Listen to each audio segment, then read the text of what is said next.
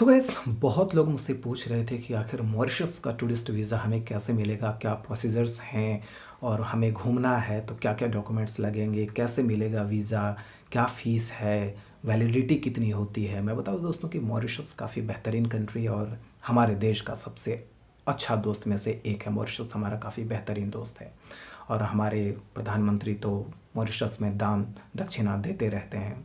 मैं मॉरिशस रह चुका हूँ। वहीं बात करें मॉरिशस के एक्सपीरियंस के बिहार पर दोस्तों, तो मॉरिशस में हम इंडियंस के लिए वीज़ा फ्री है। जी हाँ, अभी तत्काल एक भी पैसे मॉरिशस वीज़ा के लिए चार्ज नहीं करता है। और सबसे ख़ास बात यह है कि वीज़ा ऑन अराइवल है। जी हाँ, क्या होता है वीज़ा ऑन अराइवल? आप टिकट कटवाओ, आप मॉरिशस चले जाओ आसानी से, कहीं आपको नहीं रोका जाएगा। वहाँ जाने के बाद आप वीज़ा के लिए अप्लाई करो, एयरपोर्ट पे ही आपको वीज़ा मिल जाता है। फॉर्म भरो, फ़ोटोज़ चिपकाओ, सिग्नेचर करो, जहाँ ठहरने वाले हो उसका प्रूफ दो और आप वीज़ा ले जाओ। डॉक्यूमेंट्स की बात करें तो डॉक्यूमेंट्स क्या क्या लगता है, तो आप बेहतर है कि इंडिया से ही सारे डॉक्यूमेंट्स को ले जाओ।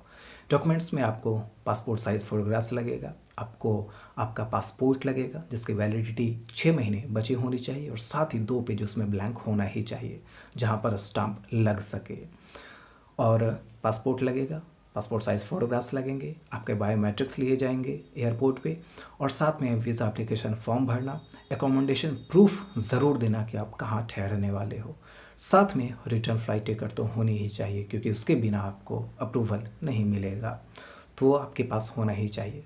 साथ में और आपको ज़्यादा कुछ करने की आवश्यकता नहीं है, लेकिन यदि कुछ क्राइसिस चलता है, कोविड जैसी क्राइसिस होती है, तो आप कोशिश करना कि मॉरिशस का किसी भी कंपनी से सस्ता सुविधा हेल्थ इंश्योरेंस आप ख़रीद लेना, लेकिन अभी मैंडेटरी नहीं है।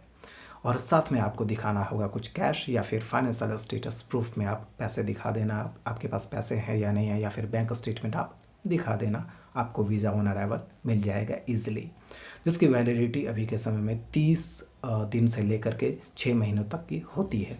कम से कम 30 दिनों की और अधिक से अधिक 6 महीनों तक का आपको देता है। वो डिपेंड करता है आपकी रिक्वायरमेंट पर।